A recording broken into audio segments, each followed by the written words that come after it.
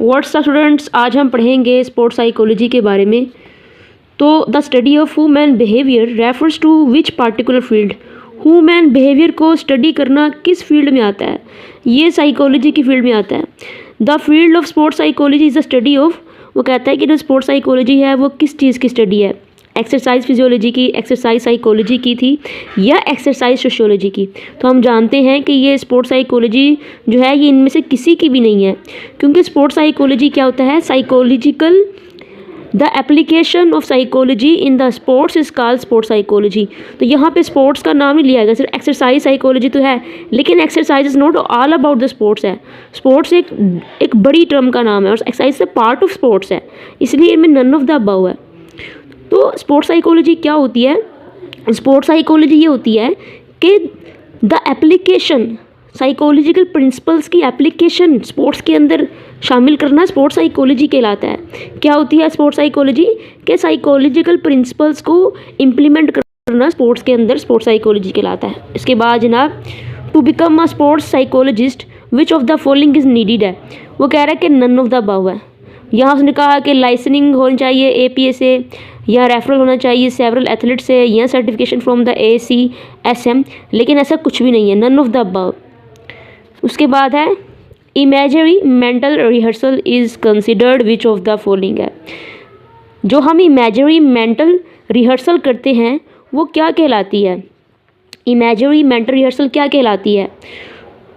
उसने कहा tool used by magician है, techniques used by trained sports psychologist है, बोथ A and B है। देखिए ये दोनों चीज़ें तो नहीं होती ना।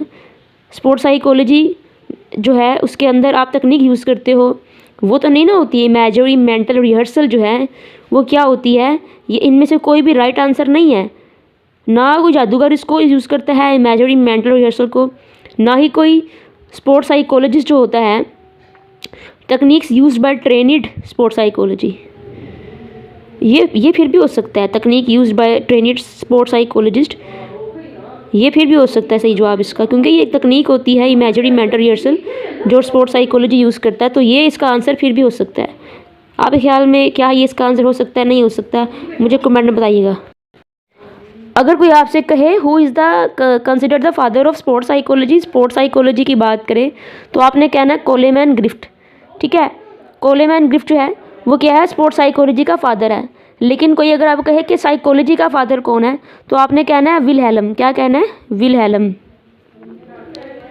विलहेल्म वंडर्ट जो था, विलहेल्म वंडर्ट वो था साइकोलॉजी का फादर, लेकिन स्पोर्ट्स साइकोलॉजी का फादर कौन है? कोलेमैन ग्रिफ्ट। ठीक हो गया। The field of sports psychology was born in what city? Sports psychology वो कहता है कि रूम में बोर्न हुई। ठीक हो गया। What year did the term exercise psychology develop as a companion field for sports psychology? ये जो एक्सरसाइज साइकोलॉजी थी ये कब जो थी वो सामने आई थी? As a companion of sports psychology. Exercise psychology कब आई? 1980 में।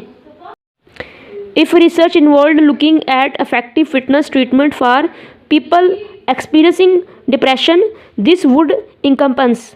देखें, अगर आपने looking at effective fitness treatment है किसी ऐसे पीपल के लोगों के लिए जो डिप्रेशन का शिकार है, तो फिटनेस ट्रीटमेंट कौन सा होगा? एक्सरसाइज साइकोलॉजी जो है यही उनको ऐसा फिटनेस ट्रीटमेंट बना के देगी जो कि डिप्रेशन के लोगों के लिए, जिनको डिप्रेशन है उनके लिए अच्छा हो।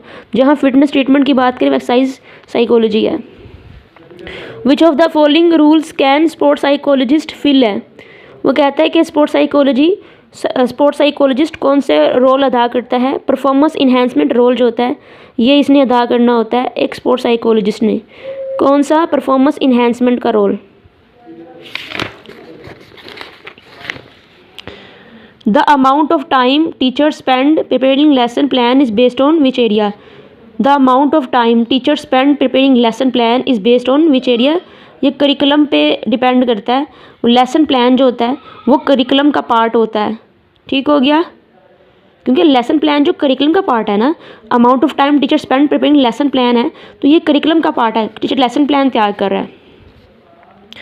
विच of the following intellectual milestones is most closely associated with the adolescent stage of human growth and development है? Which of the following intellectual milestone is most closely associated with the adolescent stage है? वो कहता है कि becoming interested in abstract ideas and the process of thinking itself जो है ये adolescence stage का सबसे इम्पोर्टेंट पार्ट है कि एक बंदा इंटरेस्टेड है एब्स्ट्रैक्ट आइडियाज़ में and process of thinking itself है। In the skeletal system the function of tendon is attach bone to muscle है। ठीक हो गया। स्केलेटल सिस्टम के अंदर टेंडन का फंक्शन जो होता है वो अटैच करता है बोन को मसल के साथ। ठीक हो गया। लिगामेंट क्या करता है, बोन को बोन के साथ अटैच करता है और मसल को अटैच करता है बोन के साथ tendon. Which of the following is an accurate description of how a muscle group generate force during an exercise such as a standing barbell curl है। वो कहता है कि which of the following is an accurate description of how a muscle group generate force है during an exercise है such as standing barbell curl है। अच्छा ये देखें, ये समझ लें कि एक पर्सन है, जैसे ये एक पर्सन है और वो बारबल को जो है वो उठा रहा है। ठीक हो गया। और वो कहता है कि इनमें से कौन सी सबसे बेस्ट है डिस्क्रिप्शन है कि हमारे मसल का ग्रुप जो होते हैं वो फोर्स कैसे जनरेट करते हैं ड्यूरिंग एन एक्सरसाइज है। तो वो कहता है इनमें से कौन सी सबसे बेस्ट एग्जांपल है कि हमारे मसल कैसे फोर्स जनरेट करते हैं ड्यूरिंग एनी एक्सरसाइज। वो कहता है generation of force various throughout the full range of motion है। The generation of force various throughout the full range of motion है कि हमारा जो फोर्स होती है वो डिपेंड करती है कि हमारी फुल रेंज ऑफ मोशन के ऊपर। ठीक हो गया। यही इसका आंसर है, आपने भी इसको याद करना है। The generation of force varies throughout the full range of motion है। वो कहता है कि the ability to time movement to intercept a moving object such as when catching a ball is most depend on individual ability to integrate motor behaviour है। वो कहता है कि कौन सी एबिलिटी है जिसमें आप टाइम मूवमेंट टू आप एक बॉल हवा में होती है उसे कैच करते हो, ये कौन सी एबिलिटी होती है? ये सेंसरी इन्फॉर्मेशन होती है about the speed and direction of the object है। सेंसरी इन्फॉर्मेशन पता है आपको क्या होती है कि हमारी आँखों से, हमारी कानों से, हमारे टच करने की से जो इन्फॉर्मेशन जाती है हमारे दिमाग की जानिब वो सेंसरी इन्फॉर्मेशन होती है। हम बॉल को देखेंगे वो कितनी तेज़ी के साथ आ रही है, हम उसके मुताबिक अपने हाथ को ओपन करेंगे, बॉल पकड़ने की कोशिश करेंगे। तो सेंसरी इन्फॉर्मेशन ये एबिलिटी है कि आप एक मूविंग ऑब्जेक्ट को कैच करते हो। ठीक हो गया। उसके बाद ही आप कोई मोटर बिहेवियर करते हो। उसके बाद सेंसरी इन्फॉर्मेशन आपके दिमाग में जाएगी तो आप कोई मोटर बिहेवियर करोगे ना, फिर ही कोई रिएक्शन करोगे ना। उसके बाद है the tendency of female adolescence to exhibit greater motor control on a balance beam than male adolescents is largely due to females। ये पता है ये सवाल कितना इंपॉर्टेंट है? ये क्वेश्चन आया था पीपीएससी के पेपर में। The tendency of female adolescents to exhibit greater motor control on a balance beam than male adolescents is largely due to female जो होती है ना वो किसी भी बैलेंस बीम के ऊपर बड़ा ज़्यादा ग्रेटर मोटर कंट्रोल रखती हैं। इसकी वजह क्या है कि बैलेंस बीम के